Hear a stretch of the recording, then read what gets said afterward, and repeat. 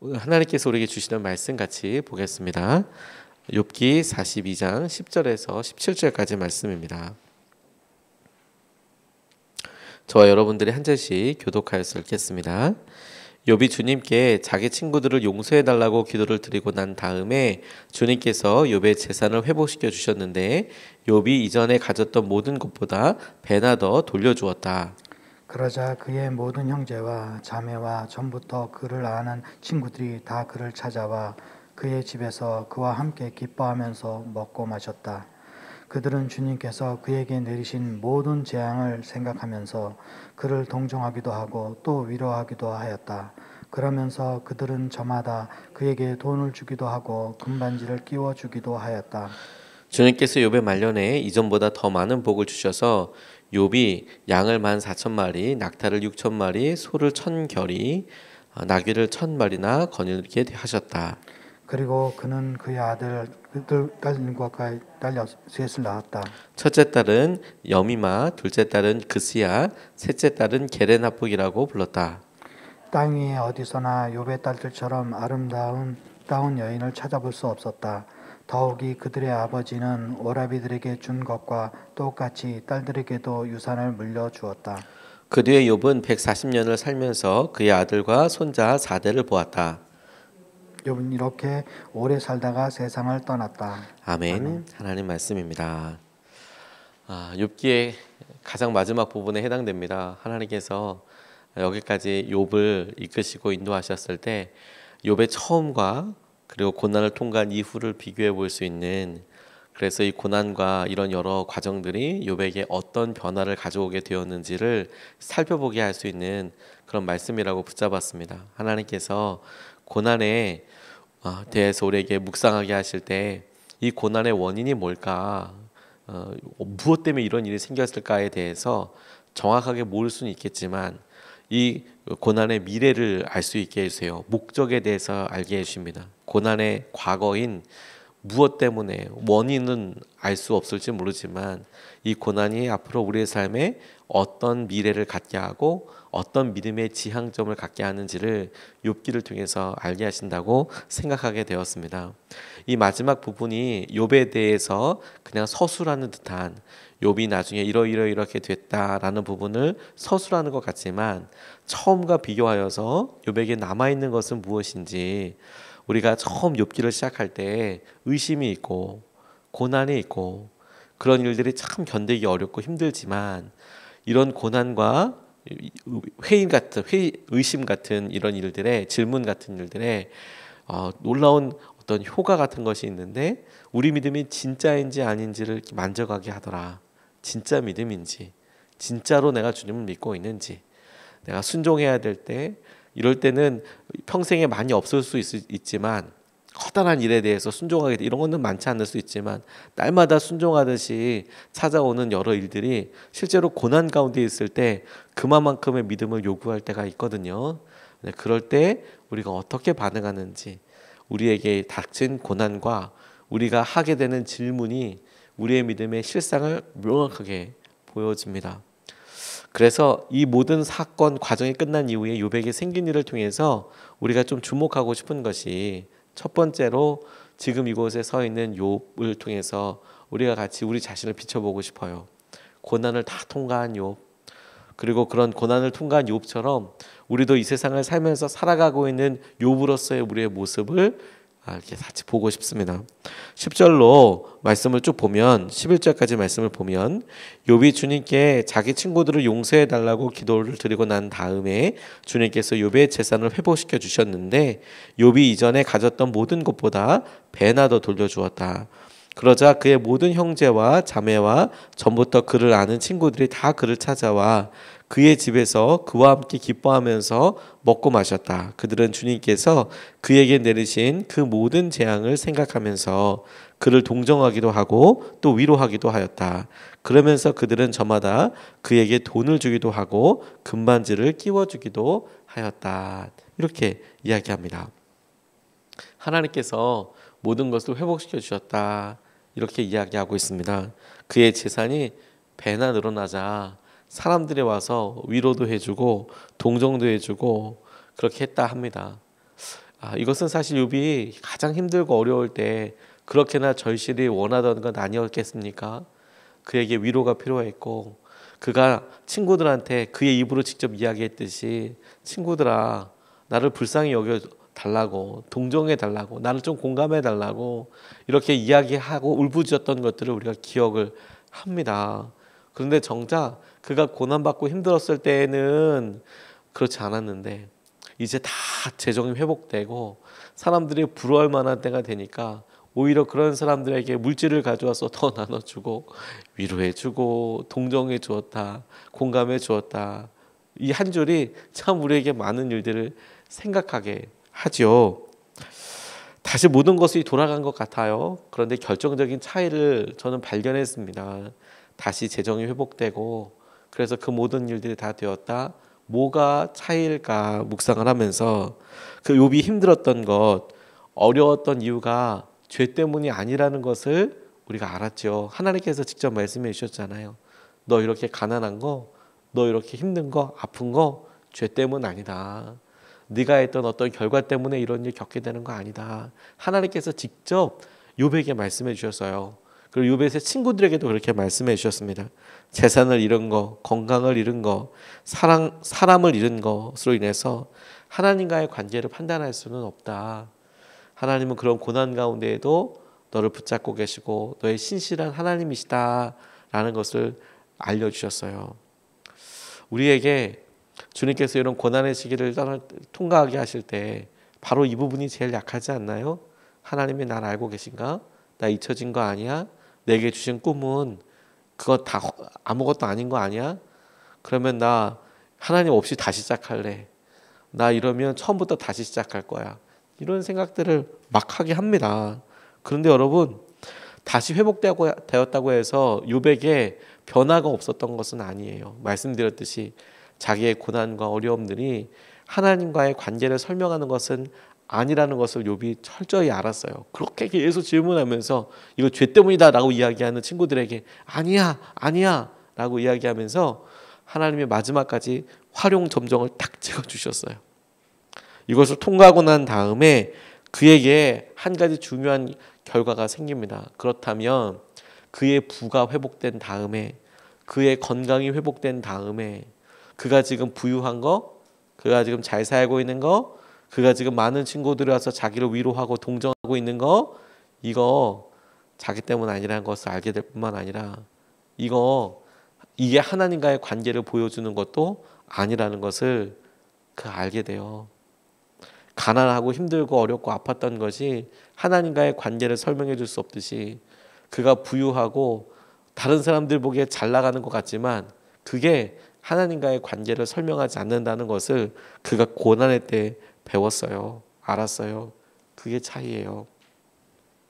자신의 모든 것은 자신의 것이 아니라 하나님의 은혜이고 그리고 하나님 손에 달려있다는 것을 욥이 마음 깊숙이 깨닫게 됩니다. 고난은 그의 삶과 방향에 대해서 누가 재산을 회복하여 주신 것인지 그리고 살아계신 하나님에 대한 분명한 확신을 갖게 해요. 이게 변화된 겁니다. 우리 생각엔 고난을 통과하지 않고 그냥 잘 가는 것이 제일 좋은 것일 수도 있다라고 관점에 따라서 그렇게 이야기할 수 있어요. 그런데 여러분 어디 우리의 삶에 중요하고 우리의 삶의 결정적인 역할과 한계들이라고 이렇게 직면했던 것을 보면 그게 우리를 어떻게 만들었는지를 알 수 있지 않습니까? 그게 우리를 어떻게 변화시켰는지도 알 수 있지 않습니까? 고난이 우리를 더 단단하게 만들 뿐만 아니라 그냥 똑같이 있는 것 같지만 그런 고난을 통과한 사람과 그렇지 않은 사람이 똑같지 않습니다.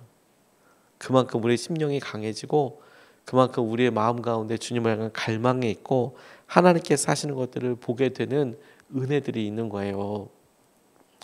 우리가 욥기를 깊이 공감하는 이유도 여기에 있다고 싶습니다. 고난의 순간들을 경험했기 때문이라고 싶어요. 우리도 아주 한 명이라도 지금 내 삶은 여기까지 평탄했습니다 라고만 이야기할 수 있는 사람이 몇 명 되겠습니까? 그런데 이런 일들을 통해서 하나님이 주권적으로 이 일을 행하고 계시고 그것에 대해 마땅히 해야 할 일들을 깨닫게 하시는 겁니다. 그렇게 깨닫게 하시고 있는데 그걸 깨닫지 못하고 있다면 우리가 여전히 고난 가운데 있는 거예요. 우리가 부요해도 우리가 그렇지 않아도 그가 이 모든 일들을 통과해서 하나님이 처음에 욥의 모습을 통하여 그가 부요한 자로서 살고 그래 그 모든 것 다 없어지면 그래도 욥은 나를 배신하지 않을 거야 라고 말씀하셨었잖아요. 그렇게 신뢰했잖아요. 그런데 욥이 그렇게 살지 못했어요. 그거 사라지고 나니까 그의 입으로 막 이제 많은 어려움들을 쏟아내죠. 근데 마지막에 그가 이 모든 일을 다 회복하여 주실 때 하나님과의 결정적인 만남을 통해서 붙잡게 되는 게 하나님께서 그렇게 말씀하셨던 대로 이거 부요한 거 없어져도 있어져도 하나님과의 관계가 정말 중요하더라. 그게 나를 설명하지 않더라. 그런 믿음으로 하나님 앞에 반응하게 됐다는 거예요. 어떤 의미로 우리가 어렵고 힘들 때 그때를 위기라고 하기가 어렵고 우리가 잘 나갈 때 우리가 건강할 때 우리 기도 제목이 없을 때 불편한 게 없으니까 그때가 영적으로 훨씬 더 위기입니다. 그때는 뭔가 붙잡을 데가 없어요. 욥처럼 그렇습니다. 욥처럼 갑자기 생긴 고난은 욥에게 있어서 그가 얼마나 연약한지를 드러내는 게 아니라 그의 믿음을 명확하게 드러내는 일입니다. 우리가 욥의 모습을 통하여서 우리의 믿음을 붙잡을 수 있으면 좋겠습니다. 그렇게 욥을 보고 나니까 욥에게 있어서 그 다음에 생겼던 여러 일들이 제게는 욥이 변화된 증거라고 붙잡게 됐어요. 욥이 은혜의 사람이 되어 세심하고 그리고 소외되지 않게 이렇게 섬기는 사람이 되었다라고 저는 붙잡았습니다. 12절로 17절까지 말씀을 보면 주님께서 욥의 말년에 이전보다 더 많은 복을 주셔서 욥이 양을 14,000마리, 낙타를 6,000마리, 소를 1,000결이, 나귀를 1,000마리나 거느리게 되었다. 그리고 그는 아들 7과 딸 3을 낳았다. 첫째 딸은 여미마, 둘째 딸은 그시야, 셋째 딸은 게렌합북이라고 불렀다. 땅 위에 어디에서도 욥의 딸들처럼 아리따운 여자를 찾아볼 수 없었다. 더욱이 그들의 아버지 오라비들에게 준 것과 똑같이 딸들에게도 유산을 물려주었다.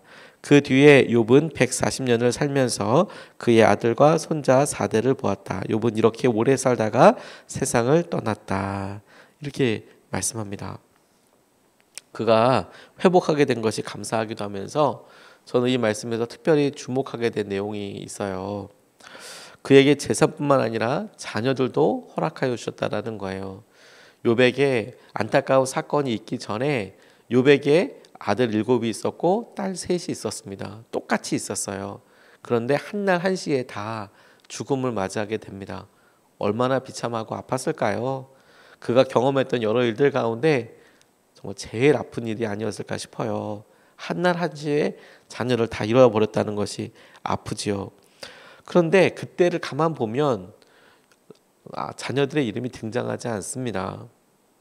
그리고 유독 아들들의 이름은 등장하지 않는데 이 뒷부분에 딸들의 이름을 하나하나 다 소개하고 있는 점이 제게 너무 특별하게 다가왔어요. 보통은 족보들을 보면 남자들 이름이 막 나오고 특별한 일을 했던 여성의 이름이 나오거든요. 그런데 이 욥기에는 아들들의 이름이 나오지 않아요. 그리고 뒤에 가서는 딸 셋만 이름이 나옵니다. 그리고 그녀들이 하나하나 아름다웠다고 소개하고 있어요. 그리고 갑자기 불쑥 그녀들에게도 똑같이 유산을 주었다라고 이야기하고 있습니다. 욥이 처음에도 그들이 아들의 잔치가 돼서 가족들이 다 모여서 즐기고 좋아하고 잔치를 하고 나면 혹시나 말로써 죄를 지었을까 봐 자녀들의 이름 하나하나로 다 예배를 드리던 사람이었습니다. 그가 자녀들의 죄에 대해서 굉장히 관심이 많았고 바르게 키우고 바르게 살게 하는 것에 대해서 정말 관심이 많았던 사람이에요. 그때도 이름을 다 불러서 이야기했죠. 그런데요, 그가 한번 자녀들 다 잃고 난 경험을 한 이후에 그리고 고난이 그에게 가장 가까운 사람의 의미를 알게 주었다고 저는 생각하게 되었습니다. 그래서 의도적으로 욥이 살던 시기가 족장 시대이고 가부장적인 시대였던 것을 생각해 보면 그가 지금 자기의 딸들의 이름을 이렇게 적어놓고 자기 딸들이 아름답다고 표현하고 그들에게도 유산을 똑같이 주었다라는 것이 당시에는 딸들은 당연히 유산이 없을 뿐만 아니라 장자에게 유산이 가고 그렇게 생각했던 때에 아니 살아보니까 똑같더라. 딸도 너무 소중하고 그렇게 모든 일을 당연하게 아들한테 많이 주고 장자한테 많이 주고 이게 아니라 하나님께서 내게 주신 것들에 대하여 똑같이 그가 은혜로운 사람이 되고 끝까지 세심하게 이뤄가고 그리고 당시에 있어서 가장 연약하고 가장 약하다고 할 수밖에 없는 이 딸들을 하나님께서 욥을 통하여 챙겨주시고 특별한 마음을 주셨다고 싶어요. 특별히 그가 140년이라고까지 살았으면 아마 이 딸들은 결혼도 하고 자녀도 있었을 거예요. 그런데 유산을 똑같이 물려주었다네요.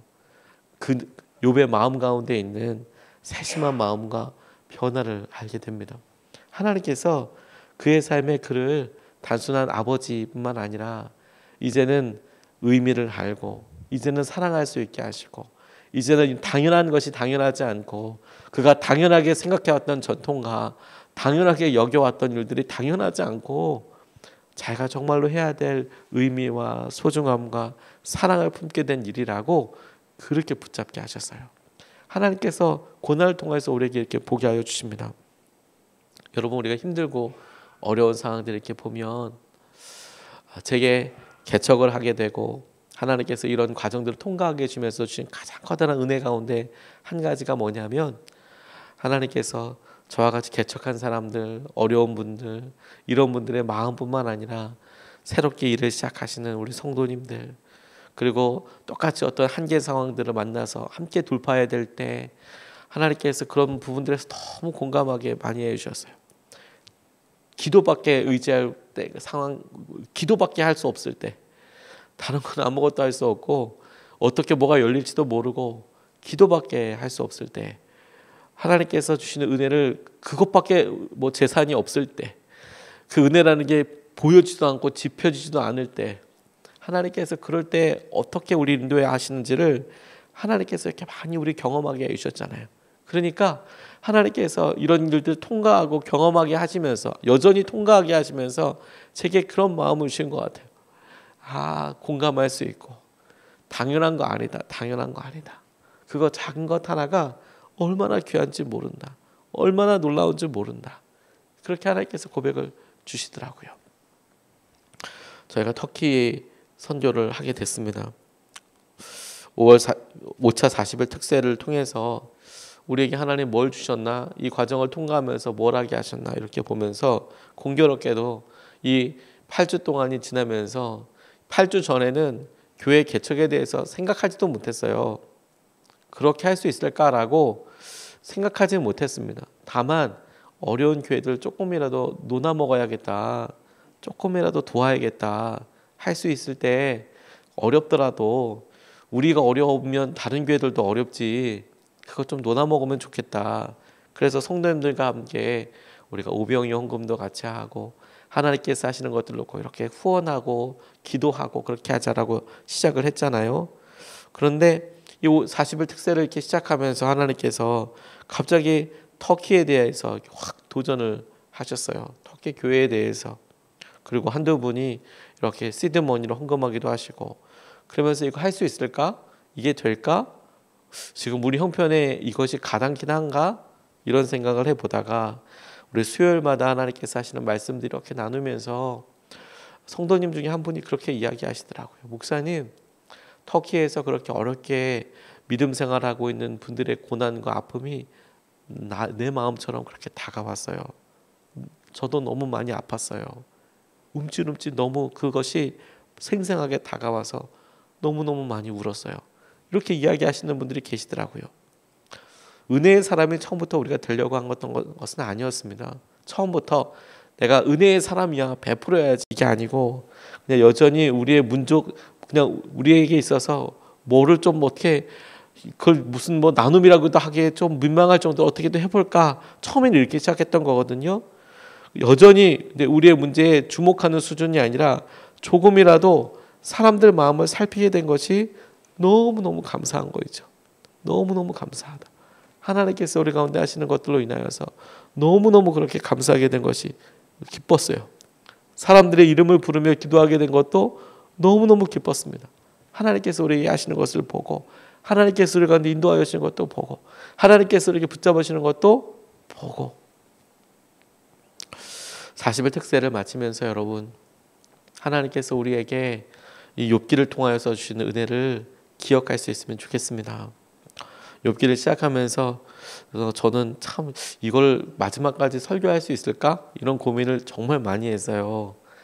이 말씀을 붙잡고 끝까지 영적으로 텐션을 유지하면서 갈 수 있을까? 근데 저스로가 참 많은 은혜를 누리게 됐습니다. 이유가 뭐냐면 이렇게 우리가 고난 가운데 다 있구나. 우리가 이렇게 고난 가운데 다 있구나. 다 목마르구나. 하나님께서 하시는 것을 다 볼 수 있게 되구나.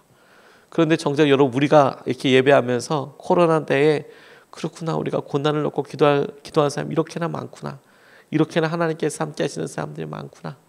그것이 우리에게 오히려 더 위로도 되고, 오히려 우리에게 더 힘을 낼 수도 있게 하시고, 하나님께서 하시는 증거들을 보게 하여 주셨잖아요. 그게 감사한 거죠. 몇 주 전에 한번 소개하기도 했지만, 제가 마지막으로 이 이야기를 붙잡고 마치고 싶습니다. 할머니랑 아이가 이렇게 지하철을 타고 가는데 아이가 많이 아팠나 봐요. 할머니가 손에 약봉지를 들고 아이를 쓰다듬고 그렇게 이제 이야기를 도란도란 하고 있는 겁니다. 아이가 예쁘기도 하고 어린 녀석이 귀엽기도 해서 사람들이 널찍이 이렇게 보고 있는데, 아이가 불쑥 할머니한테 물어봤어요. 할머니는 어떻게 내가 아픈 걸 이렇게 잘 알아? 근데 그 이야기 아이가 물을 수 있을 법한 일이잖아요. 그래서 그냥 그걸 널찍이 그냥 넌짓이 행복하게 보고 있었던 그 분이 뭐 살아보면 다 아파. 다 경험을 알아. 뭐 이렇게 일반적으로 이야기할 것 같은데, 그 손자에게 이렇게 얘기해 주더래요. 손주한테 많이 아픈 사람이 다른 사람이 아픈 걸 잘 알아. 많이 아픈 사람이 다른 사람이 아픈 걸 잘 알아. 그게 그분에게 너무 큰 도전이 되었다고. 욥기 때문에 하나님께서 우리 안에 드는 여러 일들에 대하여 함께 이 고난의 때를 넘어서게 하신 우리들을 만나게 하셨을 뿐만 아니라 하나님께서 우리에게 이것을 통하여 놀랍게 극복하게 해주실 거예요. 하나님께서 하신 은혜를 누리게 해주실 거예요. 하나님께서 이거 통과하게 해주실 거예요. 욥기가 아주 놀라운 승리와 그 고난을 막 완전히 극복해서 막 이렇게 하는, 이렇게 막 화려한 이렇게 끝나지 않고 마치 정말 아주 덤덤하고 아주 어떻게 하면 몸이 건조하다시피 하듯 이렇게 됐대, 이렇대. 저는 오히려 이게 우리 삶이랑 너무 비슷하다고 싶어요. 하나님께서 우리에게 고난과 어려움을 통하여서 나중에도 간증할 수 있게 되고, 나중에서 하나님께서 하시는 그런 은혜들을 누리게 하고, 그가 140년 산 것보다 친구들과 얘기했던 이것이 더 삶에 오래 남는 것처럼 하나님께서 하시는 은혜와 증거들을 우리가 함께 누릴 수 있으면 좋겠습니다.